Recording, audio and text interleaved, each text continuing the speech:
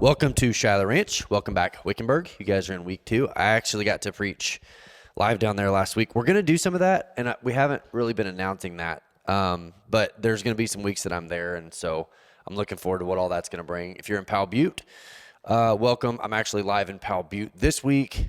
I'm going to be honest, I have trouble keeping up with how it's all going to be delivered. You're joining us online. You might not even be joining us on the right week. Who knows? We are in a series, and it's wrapping up this week, and I'm going to paraphrase a verse in the Bible, and I know that you might go, oop, you're not supposed to do that. I know there's a whole series based on me not paraphrasing, but let me just give you a paraphrase version for this week. Galatians 5:23 says basically this, that when your life is lived, you wake up in your stream of consciousness throughout the day, when that conscious mind and life that you are living, and the decisions and the habits and the environment that you're in, when you live that life according to the Spirit of God, in that, through that connection, through your connection to this creator, this thing that is beyond our understanding, that holds the scope of the universe in his hands, but comes in human form, when there's a relationship with that God, the result in your life, Galatians 5:23 says, it will be self-control. It says a lot of other things too, but for this week it says self-control. Now, keep in mind, when these words were being penned for the very first time, the author is writing in Galatians that the result of living connected to the Creator is self-control. The world looked very different then. The challenge that we have, I think, sometimes is that we apply our current culture and our current time frame to what was written thousands of years ago, and we don't consider the scope that it was being written in then. What did self-control mean in a biblical sense? Because I guarantee you it's different than what it means today. At a glance, it is so easy to hear self-control and go, click, next sermon, I got that one. I think we canonize the entire word into our own perspective. And don't beat yourself up. That's just how people operate. I heard somebody compare it to like looking through the center of a paper towel roll right through the middle that you can see and thinking that what you see is the reality. This is Plato's cave, is that what we see is reality. And I think it is important to try. This is something I hope that we try to do. It is important to try to take that paper towel roll down and go, but what is more real than even my own perspective? The definition for the word dogma is a principle or a set of principles laid down by an authority as an incontrovertibly true. I messed that up. As being true. Given to you as an authority by being true. And I want to say this. Self-control, we've gotten it wrong. We have goofed up self-control. We have fumbled the concept of self-control. We have taught self-control without understanding self-control. Imagine that. I'm looking right at you. Imagine you're watching this on a device. We have been taught self-control for so long without understanding self-control, and the problem with that leads to us believing that we're doing a bad job at it, or we're struggling with it, or we're doing good with it, without even understanding exactly what was being said. I have a list. I'm a pastor, and I have a list. Here's my list of issues that I struggle with as it pertains to self-control. Here's my list. I wrote some down. It's not all of it. Here's a few. I love junk food. I love the chicken at the Powell Butte store. I like rock stars. I've got some just diet things that are probably a little out of control. I should probably lose about 15 pounds. These are self-control things. These are the most base level self-control things that the world believes to be true universally. There's some expectations that we should hold ourselves to. I like downtime. We live in a capitalistic society, like go, go, go, go, go. Equality of ambition and all the things that we say. I like having downtime. I like having things not scheduled for little periods of my parts of my day. I grew up hearing pastors actually talk about this one a lot. If you grew up in church, if you grew up around a lot of pastors, you're going to understand what I'm about to say. Pastors love admitting that they love chocolate cake because darn that old chocolate cake, I just eat too much of it. And I remember even as a kid thinking, why do all pastors admit that they love chocolate cake? Here's why. Because if a preacher were to admit that they struggled with real issues, that they had a self-control issue with real things, they might lose their job. So what they do is they say chocolate cake because that's safe and it's universal and no one's going to judge them too hard for saying they love chocolate cake. But the truth is, as people, we struggle with self-control issues. Let me tell you some of mine. My language. I struggle with my language. And I say struggle with it because I actually work on it getting better, and then it gets better, and then I stop working on it and it gets worse.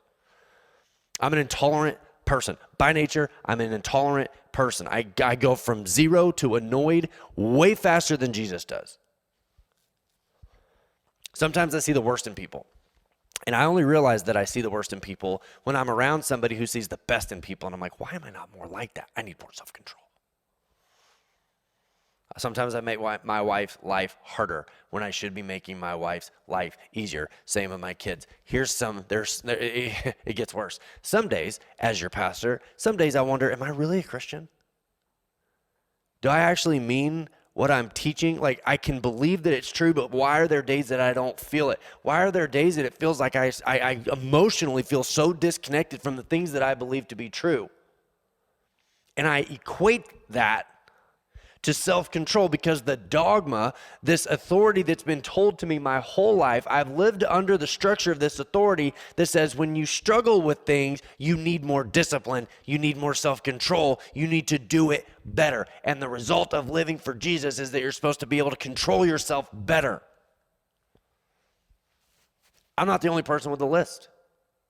In fact, everyone has a list. You have a list. If you're listening to this, I know nobody likes to be pegged, but like you are known. Like, no, you can't nail me down. I'm impossible. No one could possibly know me. I know that you have a list. I know that as people, you have a list of things that you are bad at that you wish that you were good at. Things that you do badly that you wish you did better. Some of them are discipline related, the chocolate cake one. Some things are ethical, like, oh, maybe I don't fully report on all my taxes. Some of them are moral issues. Some people have issues on their list that are moral issues that they go, what is wrong with me? Why don't I hate the things that I wish I hated? Why do I love some of the things that I wish that I hated? Everybody has a list. Every single person in this world struggles with shame. And the reason we struggle with shame is often inflated by whatever is on our list. If you're at church this morning and you're going, this seems a little bit too real, what are we doing here if we can't talk about the things that actually affect our lives, that actually affect the way that we feel about our lives and about others when we wake up and go throughout our day? We are wasting our time if we're not going to be honest about what's going on in our lives. And what's going on in our lives is we have a giant misconception about what it means to operate in self-control. Proverbs 25:28 says, like a city whose walls are broken through is a person who lacks self-control. And isn't that exactly how it feels too? Feels so good in the moment. And then the shame and the regret of, why do I keep doing this? Why am I still this way? Why do I act like this? Why did I say that? Why did I eat that? Why did I drink that? Single people, stick with me. In a moment of weakness, don't call your ex.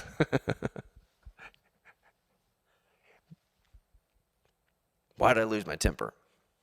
And let me be clear. Before we take a giant 45-degree pivot, let me be clear about something. Your life will be better with better discipline. There's no way around it. If you had more discipline, your life would go better, but hard stop. Everything that I've said to this point, pause, hold on, record scratch, stop, because self-control is actually a super complicated issue. It's not having more discipline.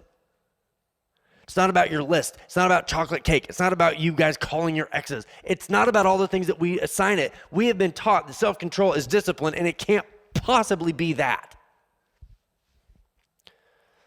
Galatians 5:23 that says when you operate in the Spirit of God, you'll have more self-control. And Proverbs 25:28 that says that when you operate without self-control, it's like the city walls being broken through. They're not talking about your list.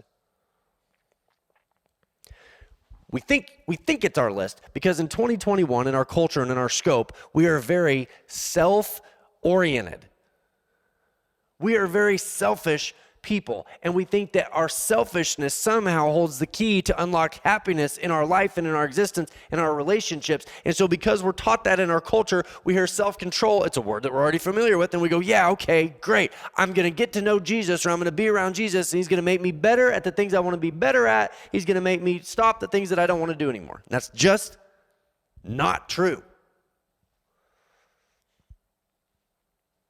Everything is self-help in 2021 because we look through the center of the paper towel roll. Think of this. Just logically try to work with me through this. Just an exercise, and I'll try to explain it in a way that makes sense. If self-control were just making yourself do the things that you want, then self-control doesn't make you moral or good, because there's nothing that guarantees that the things that you want even matter. I mean, if somebody had 2% body fat because they were just rigid in their decisions and they got up and they did a good job every day and they worked out and they ate healthy, they might have a healthier body, but it says nothing about the health of their soul. If self-control was just about making yourself do the things that you want, you could be nice to people but not mean it. You could be polite but not mean it. You could come to church and have no desire to submit to what the word says.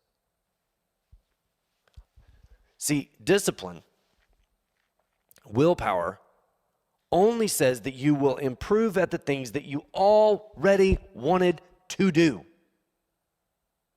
But it doesn't question if what you wanted to do originally was the right thing or not. It just means you're better at those things that you had on your list. You cannot will yourself towards righteousness.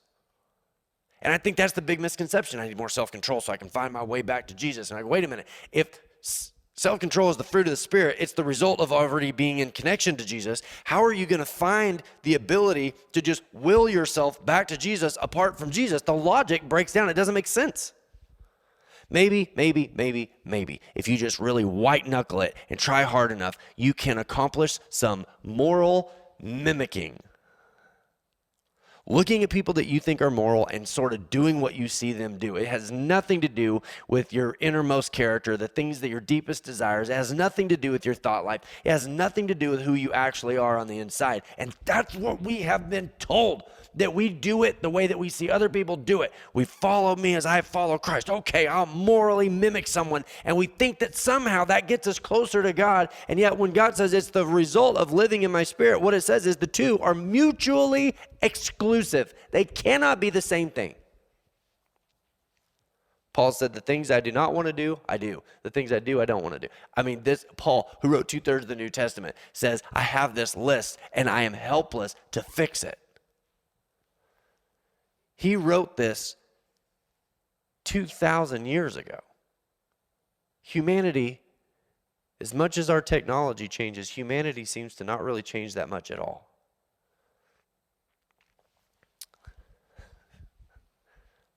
Let me continue with this. The fruit of the Spirit is self-control. Okay. Anybody can see that discipline leads to a better life. So say you make moral and ethical decisions. You don't cheat on your taxes. You get up early. You stay up late. You work hard. You're honest. You show up. You do you check the rules because you believe that it leads you to a better life. It's not even altruistic in its heart. It's got what Solomon describes in Proverbs, or Ecclesiastes, what Solomon describes as a hidden intent. Doing the right thing, which is hard enough. Doing the right thing is hard enough.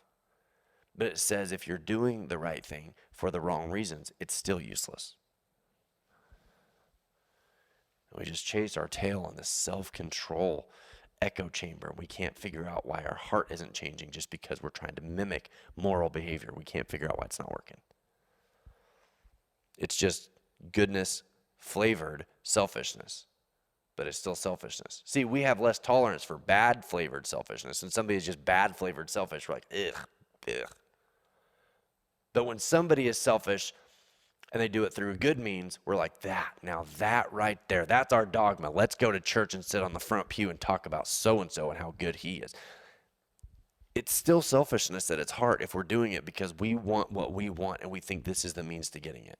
And here's the grossest part. Let me prove it. Let me prove that it's gross. It leaves us feeling owed by a Jesus who died on the cross for us. We feel owed because of our behavior, and we feel superior to people who don't get it quite as right as we do. And then we feel inferior to people who do it better, which is ultimately just self-focus all the way around. See, this self-control thing, it would be easy if it was just a list of things we need to get better at, wouldn't it? If all these magical chocolate cake addicted preachers could just sit down the chocolate cake that's meaningless and harmless. But it's got to be so much more than that, because even if we accomplished our list, it doesn't leave us feeling more loving and gracious. It leaves us feeling more entitled and more owed. Willpower is doing the hard things that ultimately you want to do but are hard. But really, self-control is this. It's about doing things. It's about living a life that you wouldn't want on your own. It's about living the life that you don't want to live. See, the list, those are all the things that you want. What self-control means is you come to Jesus and he starts to lay out this life that you would have naturally gone, I don't want that. I don't want to be selfless. I don't want to give up my reputation. I don't want to be criticized. I don't want to put other people in front of myself. I don't want to give up control of my life. So actually, really, self-control should actually be retitled self-submission, giving yourself away. And who would sign up for that? Who would naturally walk in and sign up for a life that says, I am agreeing to a life that may not ever get me the things that I wanted to get? Self-control leads you to a life of things that aren't even on your list. It should be called self-sacrifice. And logically, if you're sticking with this, do you see how you couldn't accomplish that on your own? Does the logic of what the Bible was saying thousands of years ago that's still relevant to us today, and take it out of the church? Please take it out of First Baptist Church of wherever. Put it in the scope of the universe and the world and the Creator and his creation and his people, saying that a life of self-control, that's things not even on your list. And you go, I can't do that on my own. And he goes, that's why it's a result. It's a result of finding something more important to you than whatever was most important to you originally. So that we get that. It's about finding something that is more important to you than what was most important to you originally. See, your list is based on things that are most important to you in your natural setting. You find Jesus and you go, wait, this goes beyond even that. This goes beyond even my own self. 2 Corinthians 12. In the middle of verse 7 says, therefore, in order to keep me from becoming conceited, I was given a thorn in my flesh, a messenger of Satan to torment me. Let's say it this way. Paul is saying, I was given a list of areas where my self-control, my discipline, my willpower isn't very good. Verse 8 says, 3 times I pleaded with the Lord to take it away from me. Ever been there? If we're being real honest with each other, have you ever been there? Where you're having this relationship with God and you go, I just wish I wasn't the way that I am. I wish I didn't have the temptations that I had. I wish that I was more like so-and-so. I wish that my life looked like such and such. 3 times I pleaded with the Lord to take it away from me, but he said to me, my grace is sufficient for you. My power is made perfect in weakness. See, it's not self-control. He's not saying if you really get your crap together, if you can finally pick yourself up by the bootstraps, it says it's in those moments of weakness where we find a Jesus, a revelation of the Creator that is beyond a self-help willpower boost. It's beyond the dogma of a church that says, show up on Sundays and give. My grace is sufficient for you, for my power is made perfect in weakness. Therefore, I will boast all the more gladly about my weakness. See what Paul says? My list wasn't going to get me there. Even if I accomplished everything on my list of disciplines in my life, he goes, I now understand that they create a need. They create a gap. They create something that goes beyond my image of myself.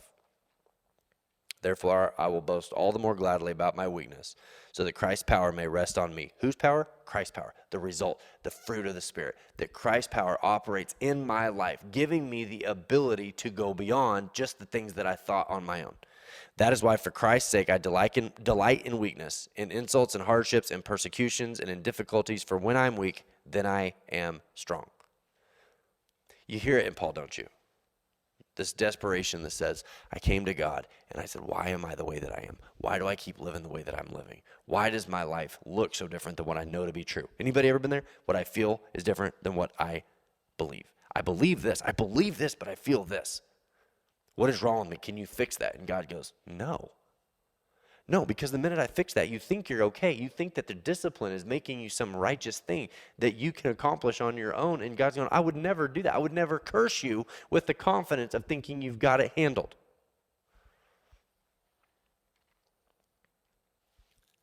Paul says, then what do I do? what do I do? Because my life looks so different than what I wished it looked like.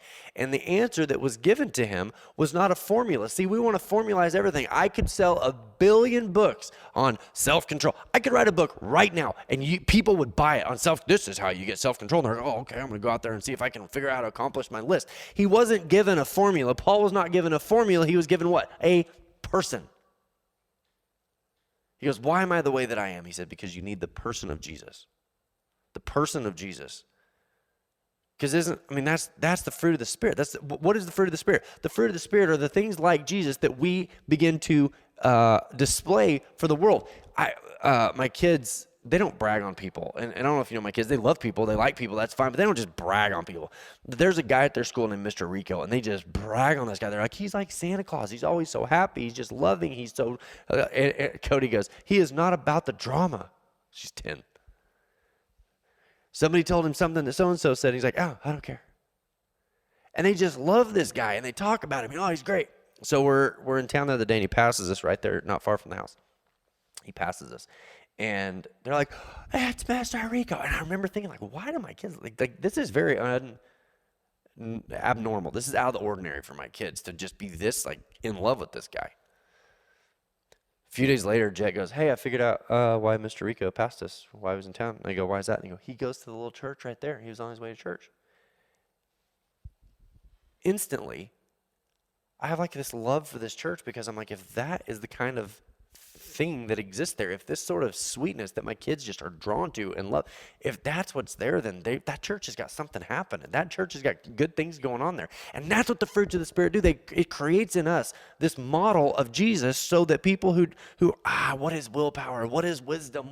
Well, it's kind of like a person who is living sort of like this beyond their own ability. That's what the fruits of the Spirit are.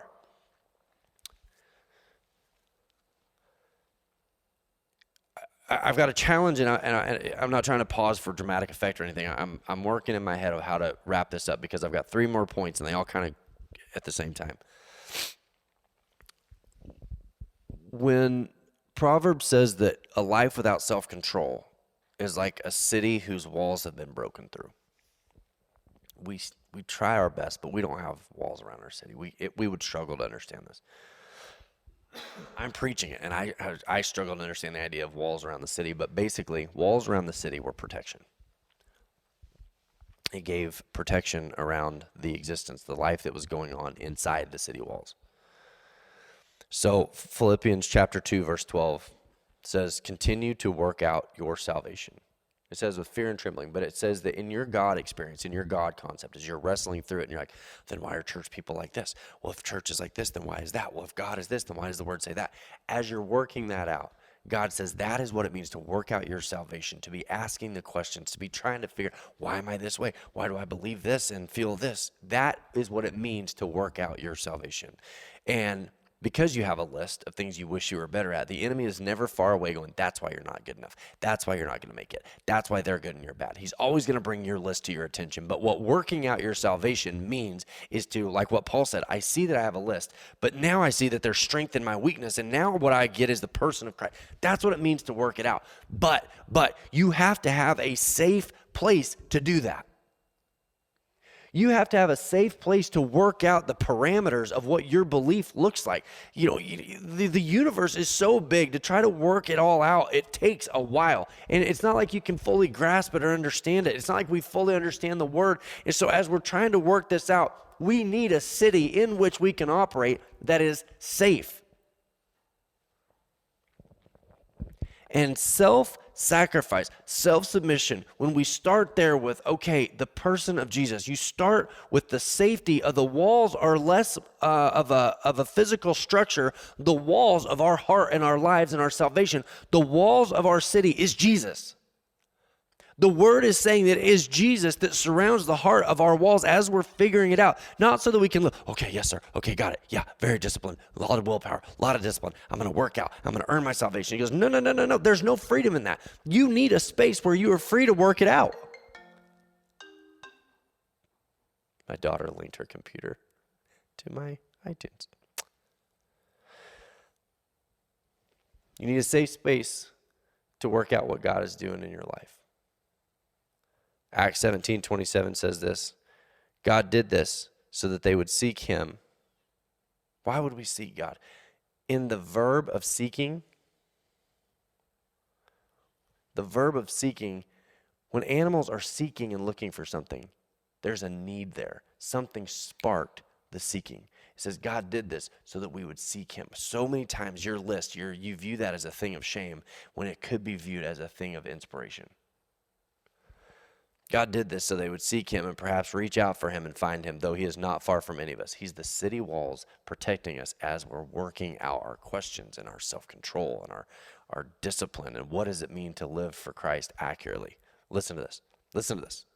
Think of Jesus as the walls around your city. It says, for in him we live and move and have our being. In the person of Jesus, we find what it means to be self-controlled and lack discipline, to be self-controlled and lack willpower, to live self-controlled and not be who we wish we were, but to be aspiring to better. That's what it means. It is then him that's why the Bible says with no self-control, it's like the city walls that are broken through, is that we start to make progress, but then we leave and we go this way or we go that way, or a new idea comes in and all of a sudden we can't decide on anything. There's no firm footing. The fruits of the Spirit. Jesus pursues us.